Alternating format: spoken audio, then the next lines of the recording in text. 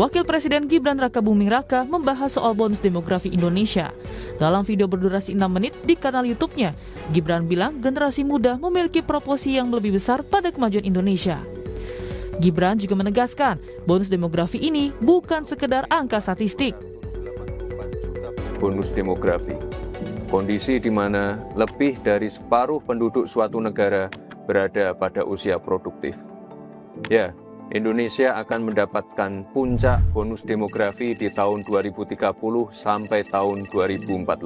Sebuah kondisi yang terjadi hanya satu kali dalam sejarah peradaban sebuah bangsa. Kesempatan ini tidak akan terulang, di mana sekitar 208 juta penduduk kita akan berada di usia produktif, di mana generasi produktif, generasi muda memiliki proporsi yang lebih besar, sehingga memiliki pengaruh signifikan dalam menentukan arah kemajuan. Ini adalah peluang besar kita, ini adalah kesempatan emas kita untuk mengelola bonus demografi agar bukan menjadi sekedar bonus, bukan menjadi sekedar angka statistik yang fantastis, tapi justru sebagai jawaban untuk masa depan Indonesia, di mana faktor penentunya ada di teman-teman semua. Berdasarkan data Badan Pusat Statistik Nasional atau BPS, tren pengangguran di Indonesia memang mengalami penurunan. Data per tahun 2024 di bulan Agustus 2024, angka pengangguran berada di angka 7,4 juta orang. Angka ini turun dibanding tahun 2023, yakni di Agustus 2023. Angka pengangguran mencapai 7,8 juta orang. Terkait pengangguran, realita di lapangan menunjukkan banyak warga yang masih berbondong-bondong mencari kerja lewat acara bursa lowongan kerja atau job fair.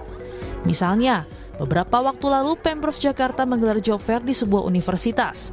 Lebih dari 5.000 masyarakat hadir di job fair demi mendapatkan pekerjaan. Di sini saya ikut serta dalam mencari pekerjaan. Udah mendaftar ke berapa perusahaan Mas di sini, Mas? Kebetulan saya baru 50 perusahaan, Mas. Harapan saya setelah mengikuti acara job fair ini, anak muda yang mencari pekerjaan agar lebih dapat pekerjaan. Dalam paparannya soal bonus demografi, Gibran juga menyinggung prestasi Timnas U17 yang lolos kualifikasi Piala Dunia dan keberhasilan sebuah film animasi anak Jumbo di Indonesia yang menembus 4 juta penonton. Video Wakil Presiden Gibran Rakabuming Raka yang mendorong generasi muda untuk bersiap diri hingga membuat terobosan untuk Indonesia ke depannya menuai beragam reaksi. Lalu sebenarnya bagaimana negara bisa berperan aktif untuk mendorong bonus demografi ini? Tim Liputan, Kompas TV.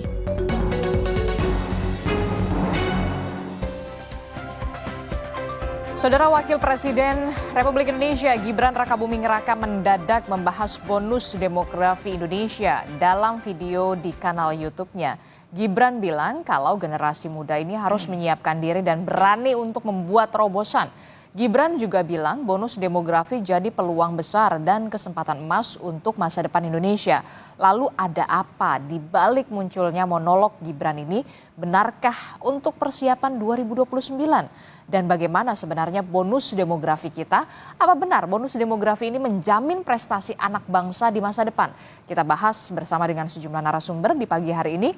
Sudah hadir ke studio, ada Direktur Eksekutif Parameter Politik Indonesia, sudah ada Mas Adi Prayitno. Selamat pagi, Assalamualaikum Mas Adi. Waalaikumsalam, selamat pagi Adisti. Ya, kemudian juga melalui sambungan daring, ada Sekjen Partai Golkar Pak Sarmuji, kemudian ada Ketua Umum Ikatan Praktisi dan Ahli Demografi Indonesia atau IPADI, Pak Sudibyo Alimuso. Selamat pagi Bapak-Bapak, Assalamualaikum.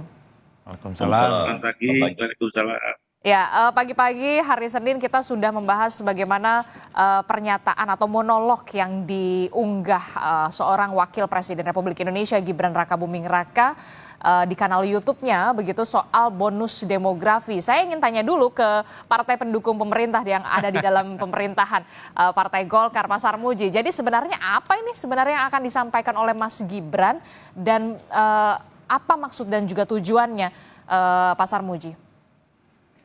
Sebenarnya ini peristiwa biasa saja ya sebenarnya. Nggak ada yang istimewa banget, nggak ada ya.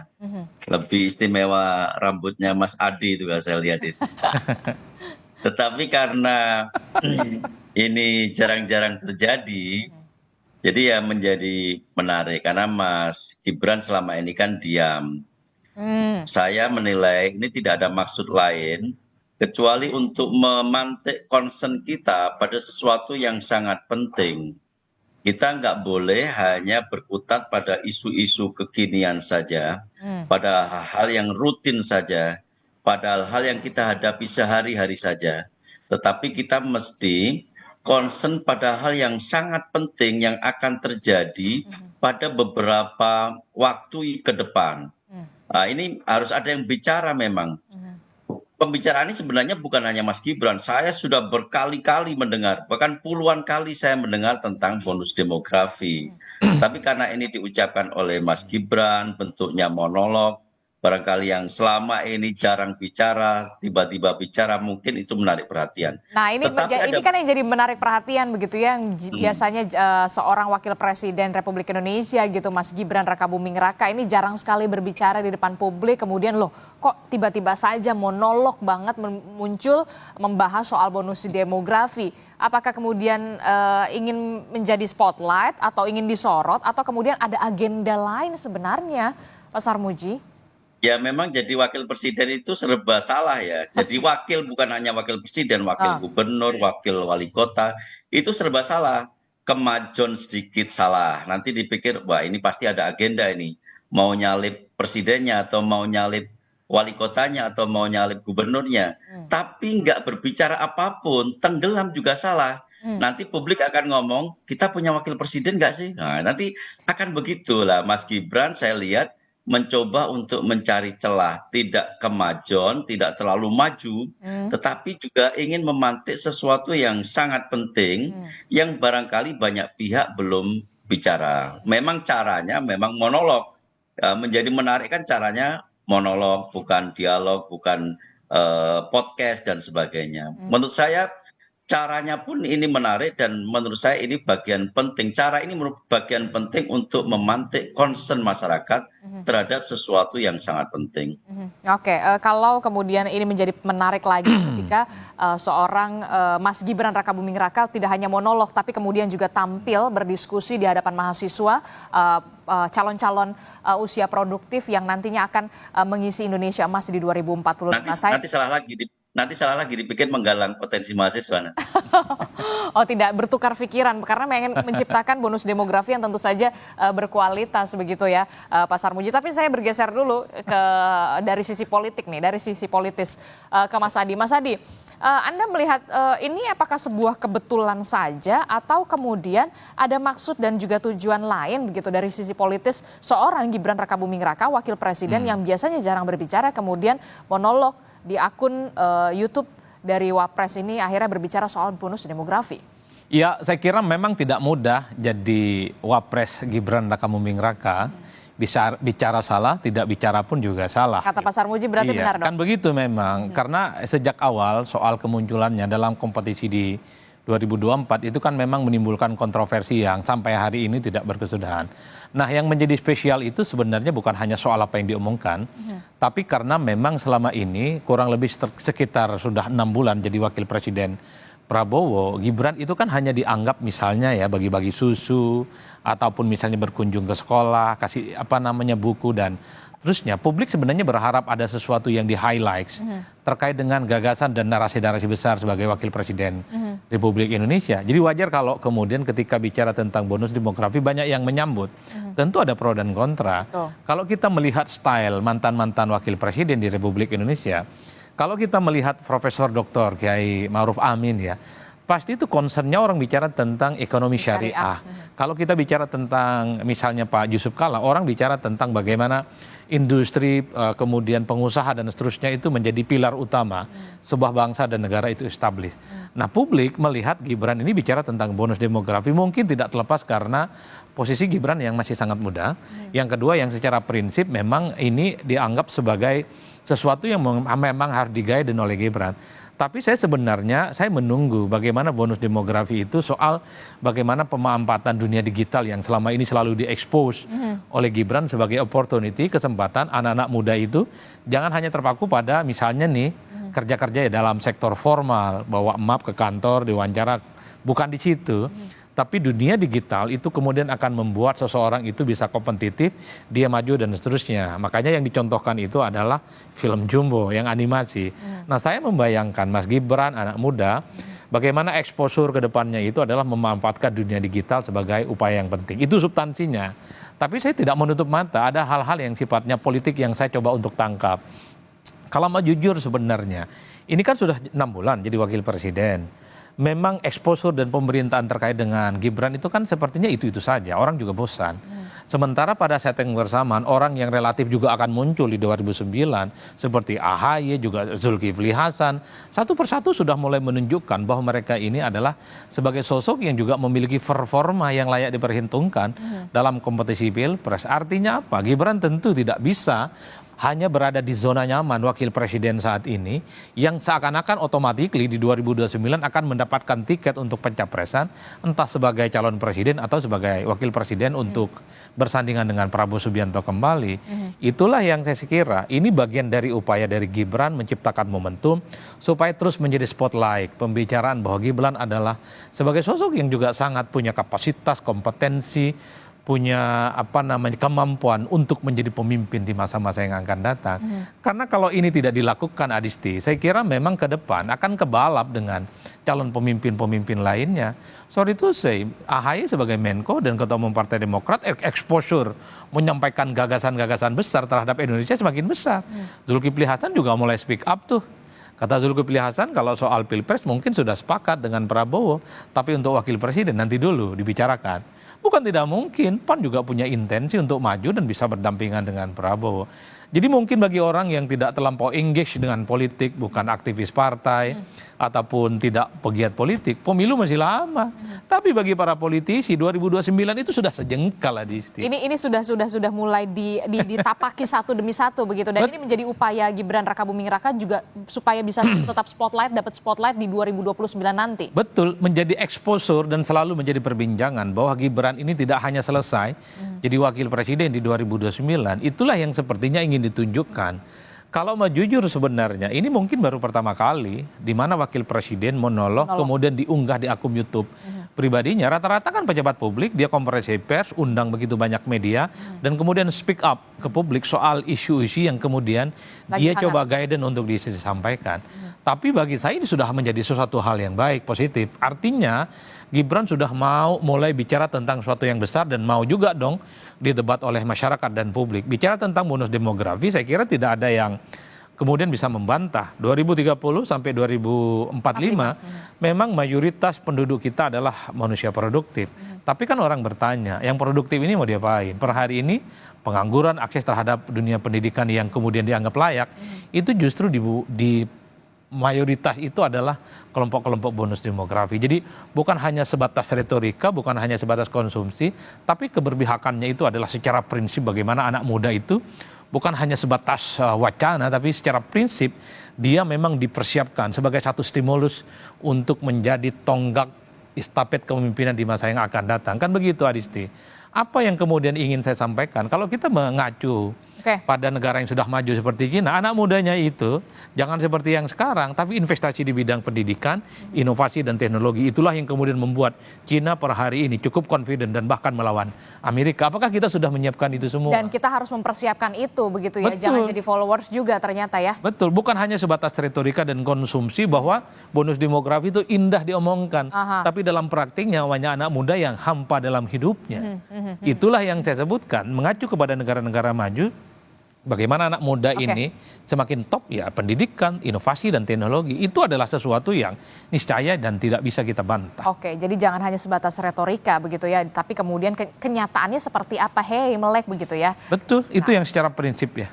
Saya ke Pak Sudibyo. Pak Sudibyo, ini kalau misalkan kita lihat begitu ya, seorang wakil presiden Republik Indonesia akhirnya membahas soal bonus demografi yang nantinya kita akan sambut di 2030 begitu ya, Mas Gibran Rakabuming Raka. Sebenarnya kalau kita lihat sendiri, bagaimana demografi kita saat ini? Apakah kemudian yang sudah dikatakan oleh Mas Gibran ini bisa dikatakan generasi emas, peluangnya banyak, tapi realitanya seperti apa?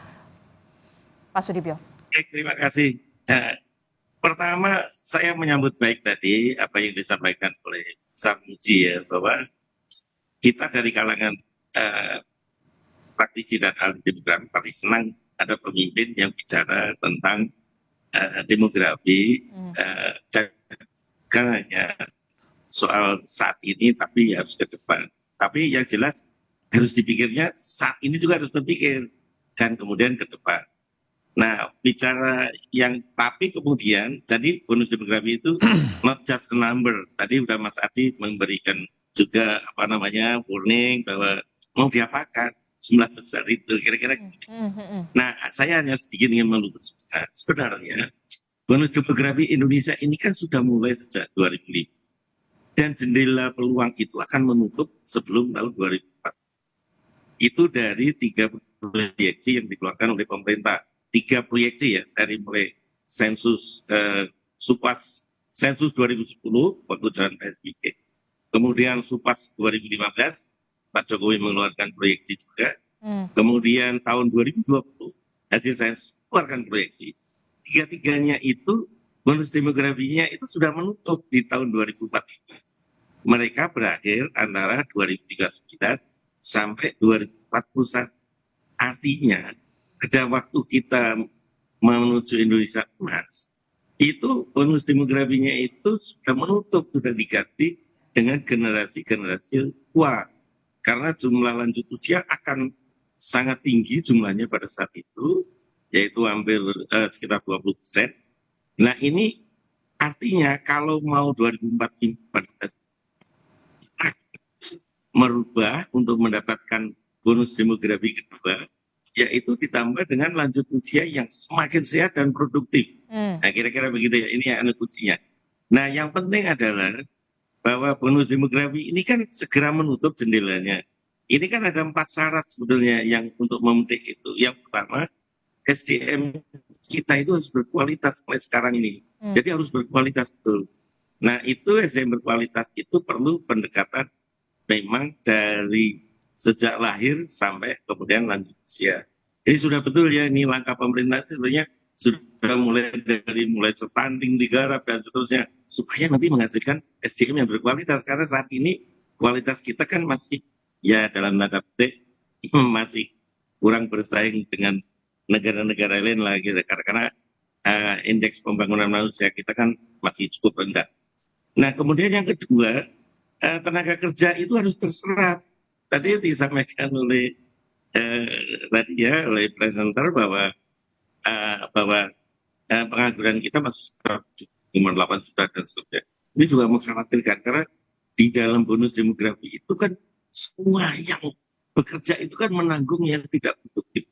Nah kalau yang produktif itu tidak bekerja, tidak punya kerjaan dan sebagainya, itu kan jadi persoalan.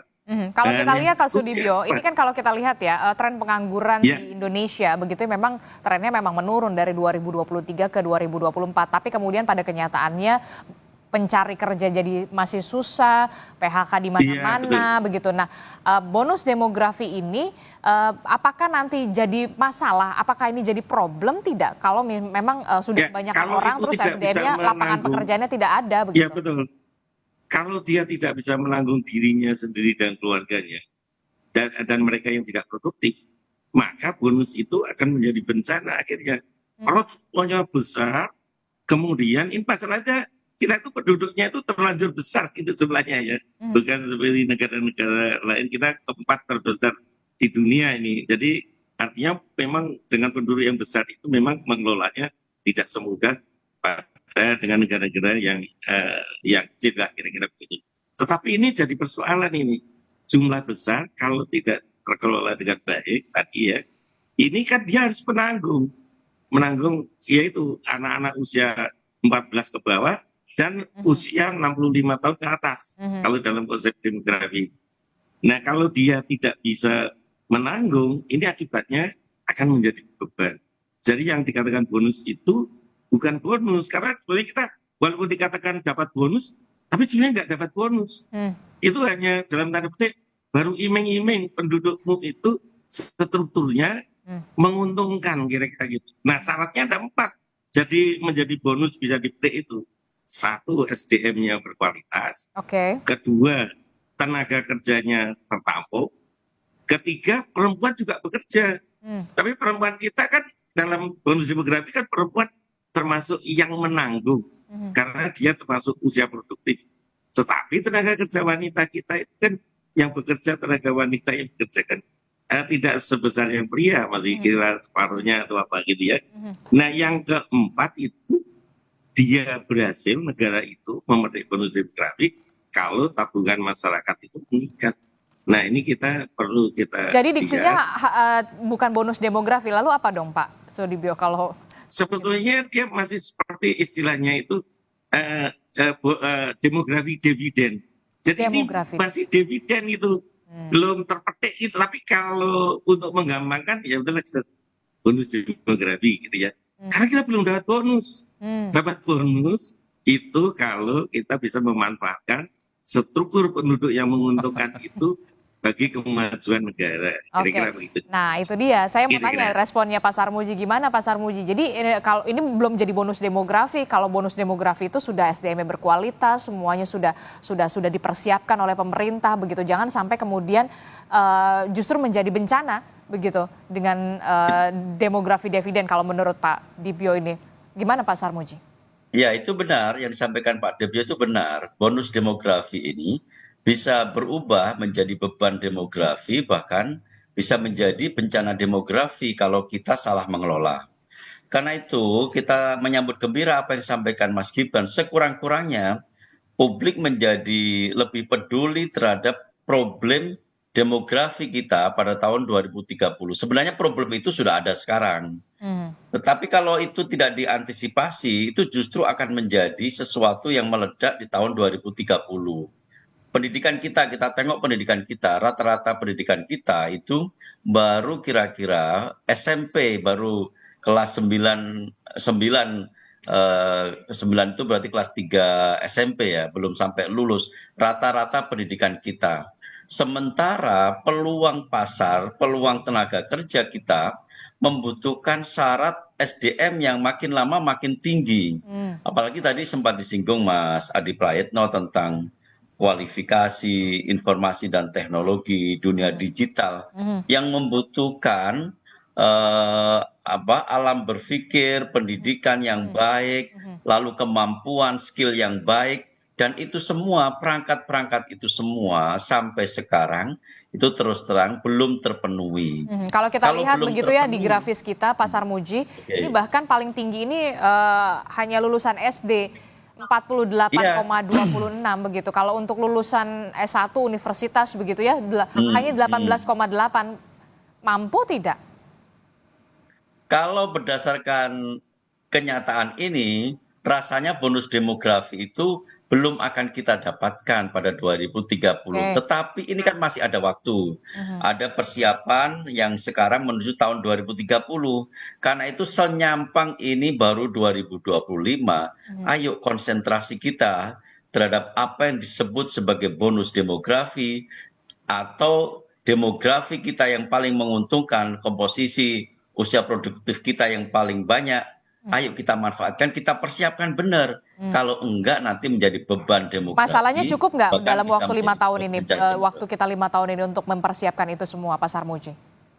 Setidak-tidaknya kalau kita genjot sekarang, setidak-tidaknya kita lebih siap 5 tahun lagi dibanding kita melakukan ini biasa-biasa saja. Sesuatu yang kita anggap akan natural saja. Karena ini nggak boleh natural, ini harus kita genjot, harus kita lakukan intervensi untuk memanfaatkan bonus demografi betul-betul menjadi bonus, bukan sebagai beban atau bencana. Oke, kalau menurut Mas Adi gimana ngelihatnya? Apakah ini hanya sekedar retorika atau kemudian kalau kita lihat faktanya, realnya tadi by data seperti itu? Ya, pertama tentu soal bonus demografi ini kan sebenarnya daur ulang dari diskursus dan isu lama ya terkait dengan betapa seorang anak muda itu adalah calon pemimpin masa depan. Betul. Ada ungkapan yang berbahasa Arab, inna fi yadisyabani amrul ummah wa fi aqdamikum hayataha. Jadi urusan bangsa dan negara itu mantap kalau diurus oleh anak-anak muda. Itu jelas secara eksplisit. Bahkan Bung Karno kan ngomong, kasih saya 10 pemuda akan saya guncang dunia. Sama juga dengan kayak gini intonasinya Adisti, bahwa di 2030 sampai 2045 itu adalah puncak kejayaan di mana Indonesia itu punya demografi dividen, ya anggaplah begitu, ataupun bonus demografi yang kemudian dipersiapkan sebagai calon-calon pemimpin. Setuju dalam bantahan, dalam arti bahwa tidak ada bantahan yang kemudian bisa dijadikan sebagai argumen untuk menolak itu. Karena kalau kita membaca angka-angka statistik, di 2030 itu adalah masa keemasan di mana memang anak muda begitu banyak jumlahnya di Indonesia. Tapi kan orang bertanya, anak muda yang dipersiapkan 5 tahun lagi ini, 10 tahun lagi, diapain nih sekarang? Kalau model pendidikannya masih pakai gini, hanya 18% yang lulusan S1. Diploma itu sekitar 16%. Orang bertanya, per hari ini yang lulusan S1 dan diploma sekalipun kan kesulitan untuk meningkatkan skill, kapasitas, bahkan untuk nyari kerja sekalipun Nyari itu kerja aja rumit. susah. Nah kemarin yang sempat menggagas soal kabur aja dulu adalah mereka yang lulusan S1 sebenarnya. Kalaupun toh dapat kerjaan tidak manusiawi, tidak sesuai dengan kemampuannya, dengan fee yang didapatkan. Itu secara substansi. Tapi saya ingin meletakkan bagaimana persoalan mendadak Gibran ngomong bonus demografi dalam konteks adalah bagaimana ini soal bagaimana menjaga stamina politik di masa-masa yang akan datang, 2029 Adisti. Karena kalau kita mau jujur sebenarnya, kalau Gibran bicara tentang 2029 dan di masa yang akan datang, maka per hari ini semua gestur, perilaku, dan statement-statement politiknya harus terkonstruk sebagai upaya bahwa beliau itu adalah sosok yang memang cukup kompetitif, kredibel diperhitungkan sebagai calon-calon pemimpin. Ingat loh, 2029 semua orang ingin berkompetisi. Ambang batas presiden sudah dihilangkan. 2029 juga per hari ini saya membayangkan kalau tidak mau berhadapan-hadapan dengan Prabowo Subianto, pasti sedang berebut siapa yang bisa mendampingi Prabowo Subianto untuk yang kedua kalinya. Tentu bukan hanya Mas Gibran. Di situ banyak ketua umum partai yang per hari ini mempersiapkan langkah-langkah segalanya. Bangun narasi, belusukan, kerja-kerja politik yang saya kira itu sudah dimulai dilakukan kerja-kerjanya. Dan itu memang sudah di underground, sudah ditapaki. Dan itu sudah ditapaki. Apakah itu salah? Ya tentu saja nggak ada yang salah. Jadi Bang Sarmuji, kalau elit-elit kita, pimpinan-pimpinan kita, ketum partai, calon-calon pemimpin mau belusukan tiap hari itu bagus. Ini pencitraan yang mantap. Apalagi setiap kunjungan ngasih sesuatu, ngasih buku, ngasih susu, ngasih bansos, ditunggu sama orang. Tapi apakah nanti akan dipilih atau tidak? Nanti dulu. Tapi secara prinsip masyarakat di bawah itu sangat senang kalau ada elit, ada pemimpin, orang penting, sering bertemu dengan mereka, berdialog dengan mereka. Apa permasalahannya? Apa permasalahannya, sekalipun yang dikasih itu hanya sebatas bansos ataupun kau senang. Saya kira senang. Siapa sih yang tidak senang kemudian selfie dengan elit-elit negara? Jangankan wakil presiden, Bang Sarmuji kalau turun di dapilnya pasti dipeluk-peluk itu. Mulai dari emak-emak, anak muda, senang ada pemimpin, anak muda, kemudian lulusan pesantren, ini soleh batul dan ketemu dengan rakyat. Saya kira di situ nggak ada yang soal. Atau jangan-jangan Golkar sendiri sudah mempersiapkan juga generasi muda Golkar. Oh pastinya. Nah, mumpung ingat Golkar ya. Saya kira Golkar ini harus keluar dari jebakan sebagai spesialis untuk sebatas mengusung calon wakil presiden. Wow, jadi harusnya? Padahal kalau mau jujur pasca reformasi yang stabil suara pileknya itu adalah Golkar. Minimal dia runner up. Masa iya sih nggak punya calon presiden sendiri? Nah, itu dia yang harus nanti kita temukan jawabannya di jeda kedua begitu ya, di paruh kedua. Pak Sarmuji, jadi tetaplah bersama kami di Sapa Indonesia Pagi.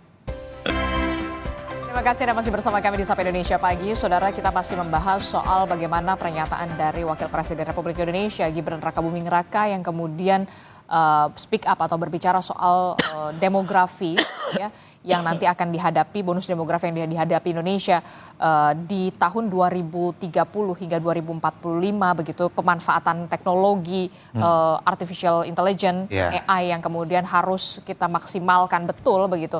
Nah, juga apakah ini menjadi upaya seorang Gibran Rakabuming Raka untuk bisa dapat spotlight yang konstan sampai ke 2029 di tengah ambang batas sudah dihapuskan, ada nama Pak AHY, Mas AHY, kemudian tokoh-tokoh politik. Nah, kalau di Golkar sendiri gimana? Sudah dipersiapkan nggak sih sebenarnya untuk tokoh-tokoh muda atau kemudian malah Gibran ini, Pak Sarmuji?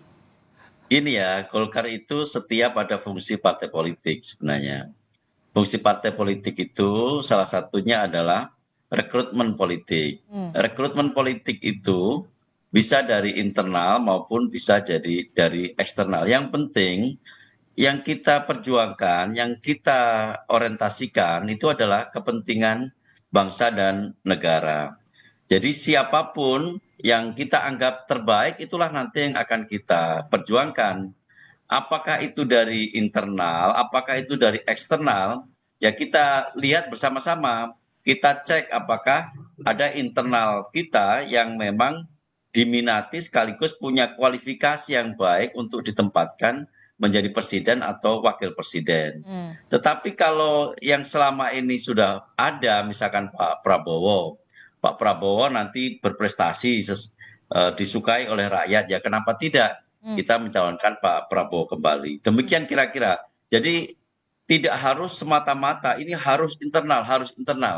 Karena tujuan partai politik itu melakukan rekrutmen politik yang terbaik untuk bangsa dan negara. Tidak harus internal. Tetapi seandainya ada internal kita yang memenuhi kualifikasi, lalu disukai oleh rakyat, kenapa juga tidak gitu. Oke, karena memang kaderisasi juga penting begitu untuk menciptakan kemudian pemimpin-pemimpin yang sudah harus dipersiapkan begitu. Saya juga akan membahas soal begini. Apakah ini akan jadi momentum yang tepat bagi seorang Gibran Rakabuming Raka ketika membahas monolog ini begitu ya soal bonus demografi, pemanfaatan teknologi, AI dan segala macam. Saya jadi teringat pada saat seorang Gibran Rakabuming Raka pernyataan terbuka pada saat pembukaan debat kedua calon wakil presiden. Mas Gibran sempat menjanjikan adanya peluang kerja. Insya Allah akan terbuka 19 juta lapangan pekerjaan untuk generasi muda dan perempuan. 5 juta diantaranya adalah green jobs. Green jobs itu adalah peluang kerja di bidang kelestarian lingkungan. Apakah ini bisa menjadi momentum yang tepat begitu seorang Gibran Rakabuming Raka untuk bisa dalam tanda kutip merealisasikan apa yang sudah dikatakan pada saat debat kala itu? Ya, bagi saya janji politik itu tidak perlu momentum, wajib hukumnya itu dilaksanakan, Adisti. Kecuali memang janji itu hanya sebatas janji dan susah untuk ditagih. Jadi tanpa bicara tentang bonus demografi sekalipun sebagai wakil presiden di Republik Indonesia, wajib hukumnya untuk mengendorse bahwa anak muda itu bukan hanya sebatas objek dalam sebuah pembangunan dan proyeksi masa depan, tapi dia harus inherent, di mana anak-anak muda yang disebut dengan jumlah produktif itu harus bisa mengakses bagaimana kehidupan mereka yang layak. Salah satunya adalah dengan dunia pekerjaan. Dan itu tidak bisa dibantah. Per hari ini publik masih nunggu. Sampai 2029 minimal, apakah 19 juta pekerjaan itu bisa diwujudkan ataupun tidak? Saya termasuk yang tertarik untuk menunggu itu. Karena di tengah begitu banyak PHK yang terjadi di mana-mana. Kita tahu kan kita tidak perlu berdebat panjang berapa banyak di PHK. Bagaimana janji soal 19 juta tenaga kerja yang bisa diakses, apalagi anak muda menjadi prioritas, itu bisa dilakukan dalam 4,5 tahun di masa-masa yang akan datang. Itulah yang secara prinsip menurut saya menjadi penting. Nah, yang kedua, kita kan selalu bicara tentang dunia digital. Selalu bicara hal-hal yang sifatnya AI dan seterusnya. Kita bisa nggak sih memproduksi seperti negara-negara maju? Soal dunia digital itu bukan hanya menjadi masyarakat yang konsumtif. Kenapa saya menyebut Cina? Karena menjadi fenomena yang menarik. Per hari ini yang berani head to head dengan Amerika kan cuma Cina. Yang lain kan agak wassalam tuh. Nego dan semacamnya. Yang ingin saya katakan adalah kalau kita memang ingin mempersiapkan bonus demografi adalah anak-anak muda yang kreatif. Bagaimana dunia digital itu bukan hanya dimanfaatkan oleh kita. Tapi kita lah yang kemudian harus memanfaatkan dunia kita. Kita punya nggak sih industri-industri yang bisa dibanggakan, mulai dari handphone, apalagi industri digital yang lain sebagai pemanfaatan dunia yang kemudian mampu mengakses anak-anak muda ini memang cukup terberdaya. Saya khawatir kemudian kalau dengan dunia digital yang besar ini, orang jadi tidak fokus dengan pekerjaan. Contoh, sekarang petani itu jadi konten kreator ketimbang jadi petani. Karena duitnya lebih banyak dari konten kreator ketimbang jadi petani. Petani yang dilupakan. Begitupun dengan banyak-banyak pengamat atau jangan peneliti, ya mereka nggak meneliti lagi karena dana penelitiannya disunat dan dipangkas. Lebih banyak jadi konten kreator. Kan itu yang disebut hanya memanfaatkan dunia digital. Makanya secara prinsip adalah ada tidak inovasi yang kita bisa lakukan. Inovasi itu banyak hal. Di industri UMKM, ataupun di industri otomotif, ataupun di industri-industri yang skala besar. Itu yang menjadi tantangan kita. Betul, dunia terbuka kok, globalisasi sudah di depan mata, bahkan sampai ke desa-desa di kampung halaman kita yang tidak diaspal sekalipun. Tapi bagaimana kita empowering menghadapi persoalan itu semua dan kita terberdaya. Itu yang saya kira secara prinsip. Nah, itulah yang saya sebutkan pentingnya inovasi. Inovasi dari mana? Pendidikan, Adisti. Kalau 46% lulusan SD gimana gimana mau inovasi kan kira-kira begitu. Oke, gimana nih Pak Dibio kalau melihat lulusan SD saja begitu sekolah dasar saja masih jauh lebih banyak dibandingkan dengan lulusan kampus begitu universitas. Baik. Apakah akan tercipta benar-benar 2030 ini atau 2045 ini SDM yang berkualitas atau sebenarnya persiapannya itu memang sudah dari mana sih? Berapa tahun sebelumnya sebenarnya sudah harus dipersiapkan secara idealnya? Jadi memang kita itu ya cukup prihatin ya. Artinya dari komposisi tenaga kerja saja misalnya, kita ini mismatch-nya itu juga termasuk tinggi ya di dunia. Jadi kita diperingatkan juga oleh ILO bahwa mismatch di kita itu cukup tinggi, artinya pendidikannya itu tidak sesuai dengan kerjanya. Pendidikan tinggi tapi yang diambil kerjaan-kerjaan yang tidak terlalu produktif untuk tingkat pendidikan yang diambil dan seterusnya. Itu juga sangat tinggi juga yang hal seperti itu juga menjadi PR. Nah saya kira langkah yang sudah diambil antara lain dengan memperbanyak vokasional saat ini sebetulnya sudah sangat tepat ya. Hanya mungkin persoalannya kurang memperhatikan kebutuhan pasar. Seharusnya kan orang-orang yang lulus vokasional itu kan langsung misalnya dapat kerja, berwirausaha dan sebagainya. Tapi pada kenyataannya kalau kita lihat statistik tenaga kerja yang dikeluarkan oleh BPS itu banyak lulusan vokasional juga nganggur malahan gitu ya. Jadi ini kan jadi persoalan kan. Teorinya orang yang di vokasional artinya lebih cepat beradaptasi kemudian bekerja. Nah itu saya kira bisa nanti mendorong upaya kita untuk memetik bonus demografi itu. Nah, kemudian yang berikutnya itu daerah itu juga harus diperingatkan. Jangan hanya pusat saja, karena toh ini kan tenaga kerja itu kan tersebar di daerah juga. Daerah dan mereka juga otonom ya. Jadi harusnya daerah itu concern pada sumber daya manusia yang ada di tempatnya, soal pekerjaan di tempatnya, karena nasional itu kan kumulatif dari daerah juga. Dan momentum bonus demografi itu di daerah berbeda-beda. Pada daerah lain sudah mulai mau menutup, tapi di tempat lain masih baru membuka gitu ya. Jadi itu momentum itu yang harus juga disadari oleh kawan-kawan, oleh mereka yang di pemerintah daerah. Dan saya kira sebetulnya statement tadi sebenarnya tidak salah sebenarnya kalau mau membuka gitu, memantik gitu oleh Pak Sarmuji itu ya betul, tapi how-nya itu juga harus kemudian dipikirkan ya. Nah kita sekali lagi jangan terlena soal jumlah, bolak-balik bicara jumlahnya besar, tapi jumlah besar kalau tidak ngapa-ngapain, ini kan tadi Pak Sarmuji sudah setuju juga itu bahaya, ini bisa jadi bencana nanti. Jadi kalau jumlah besar itu justru kita harus prihatin nih, jumlah besar kalau nggak berkualitas gimana ini? Ya. Ini kan jadi persoalan. Ya itu pertanyaan besar sebenarnya Pak Dibio. Kemudian yang kedua ini momentum lanjut usia ini. Indonesia ini mengalami gelombang lanjut usia yang lebih cepat dibandingkan dengan negara lain momentumnya. Jadi kalau negara lain itu dibutuhkan waktu sekitar 50 tahun untuk membuat jumlah lansia itu doubling time, artinya 2 kali lipat jumlahnya, Indonesia itu hanya dibutuhkan waktu sekitar 20 tahun. Jumlah lansianya itu akan membengkak 2 kali lipat. Karena bawaan dari generasi bonus demografi ini. Begitu lewat tahun 2030, tahun 2038 itu sekarang ini lansianya 27 juta, 29 juta.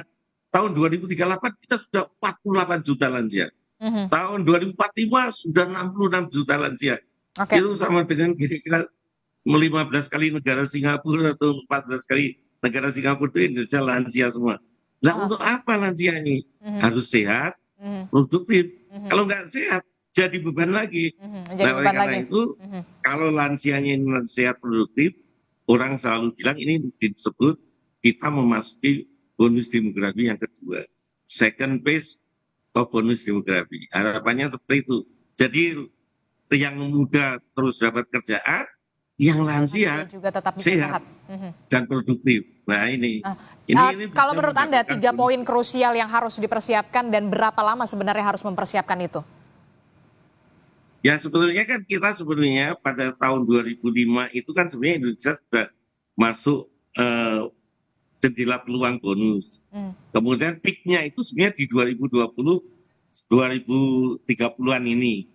Tetapi kan ini kan ke arah 2030 ini kan masih ada waktu ya. Ini peaknya, puncak-puncaknya itu karena apa? Beban ketergantungannya itu paling rendah. Paling rendah. Jadi itu dianggap, wah ini sangat bagus untuk investasi dan sebagainya. Nah ini jangan telat kita, jangan telat. Jadi artinya, oke lah kita sudah kemarin tidak pernah membahas sampai tahun 2020-an, itu jarang ya bicara itu. Nah sekarang ini harus benar-benar mulai dari menata SDM-nya, kemudian wanitanya supaya juga mulai ikut bekerja, kemudian kebiasaan untuk berinvestasi, menabung, dan seterusnya ini menjadi penting ya. Nah, kemudian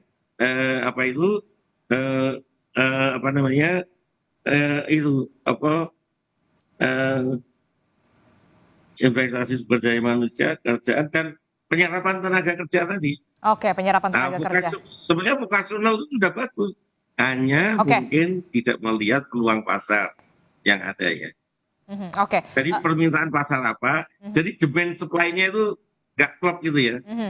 Pasarnya minta apa misalnya. Jadi kita tetap harus adaptif begitu ya menghadapi masa depan begitu ya, dunia teknologi sekarang tuh permintaannya apa begitu ya. Iya, misalnya seperti itu. Sehingga penyiapannya, vokasionalnya ya mengarah ke sana. Oke, Pak Sarmuji, terkait hal ini, closing statement Anda seperti apa? Pak Sarmuji masih di mute? Masih di mute, oke. Singkat saja. Ya, jadi apa yang dilakukan oleh Mas Gibran itu menyadarkan kita untuk tidak terjebak pada hal-hal yang rutin saja. Kita ngomong perang tarif, kita ngomong hal-hal yang mungkin saja kita hadapi saat ini. Tetapi yang penting juga kita bicara masa depan. Ada tantangan besar tergelar depan mata kita dan itu harus kita persiapkan. Sampai saat ini menurut saya persiapan kita belum maksimal. Karena itu Mas Gibran memantik kesadaran kita untuk concern pada hal yang sangat besar yang kalau tidak kita persiapkan itu menjadi beban bagi kita. Tapi kalau kita persiapkan dengan baik akan menjadi bonus bagi kita. Termasuk juga ini kita juga menanti masih pernyataan dari Mas Gibran soal akan terbuka 19 juta lapangan pekerjaan untuk generasi muda perempuan, 5 juta diantaranya di bidang green jobs. Ya, itu harus kita create, nggak bisa terus kemudian itu terus sudah kita sampaikan lalu nggak kita create, itu pasti akan menjadi barang yang terlupakan. Tetapi kalau dikreasikan, dipersiapkan, lalu bagaimana cara mewujudkannya, di bidang apa saja, mungkin akan bisa menjadi nyata. Oke, kita akan lihat dan juga nantikan. Terakhir Mas Adi, apa yang ingin Anda sampaikan soal poin kritis ataupun highlight dari soal Mas Gibran ini, monolog soal bonus? Ya, saya kira bagus pemimpin itu kalau sering bicara sesuatu hal yang besar, dan semakin bagus juga kalau pemimpin itu membuktikan apa yang diomongkan. Saya khawatir apa yang disebut dengan istilah filsafat, the science and the solemn, sesuatu yang diomongkan dengan apa yang terjadi itu berbeda. Kita tidak mau punya pemimpin yang seperti itu. Bicara tentang bonus demografi, anak muda kemudian mampu mengakses dunia pekerjaan, itu yang kita inginkan. Tapi yang paling penting adalah bagaimana demografi ini di 2045 itu nyata adanya, dan keberpihakan pemerintah dalam hal ini adalah sesuatu yang memang akan terus ditagih dan dipertanggungjawabkan. Karena kalau kita mau jujur sebenarnya Adisti, secara politik per hari ini, di kita itu tidak ada persoalan apapun. Semua partai politik, semua eksponen, semua kepentingan politik ini kan tegak lurus dengan pemerintah. Termasuk partai yang kalah pemilu sekalipun per hari ini tegak lurus dan sami'na wa ta'na. Ini tidak ada persoalan yang saya kira menjadi hambatan serius untuk mewujudkan bagaimana demografi ini menjadi bonus, bukan hanya demografi yang sebatas berjalan di tempat menjadi dividen. Itulah yang saya sebutkan, pemimpin kita itu memang harus jago ngomong, jago membangun narasi-narasi besar, karena itu adalah bagian dari mindset seorang pemimpin itu punya ekspektasi terkait dengan pemimpin-pemimpinnya. Saya kira negara-negara maju seperti sekarang itu bukan hanya dipikirkan sekarang, tapi dipikirkan 40-50 tahun sebelumnya. Itulah yang kita harapkan. Kalau betul kita punya bonus demografi, endingnya 2045, per hari ini apa yang sudah dilakukan buat adik-adik kita yang masih umurnya belum produktif itu. Kan itu saja kunci bagi saya supaya bonus demografi ini bisa dimanfaatkan untuk kemajuan bangsa, kompetitif. Itu tadi, pendidikan, inovasi, dan vokasi. Itu saja kuncinya. Oke, kita akan nantikan tentu saja SDM yang berkualitas harus ditapaki dari sekarang begitu, walaupun kita cuma punya waktu kurang dari 5 tahun lagi begitu ya. Kita akan lihat nanti akan seperti apa. Terima kasih Pak Dibyo, kemudian Pak Sarmuji, Mas Adi Prayitno telah bergabung bersama kami dalam dialog kita di pagi hari ini. Terima kasih Bapak-Bapak, sehat selalu. Assalamualaikum, selamat pagi. Waalaikumsalam warahmatullahi wabarakatuh.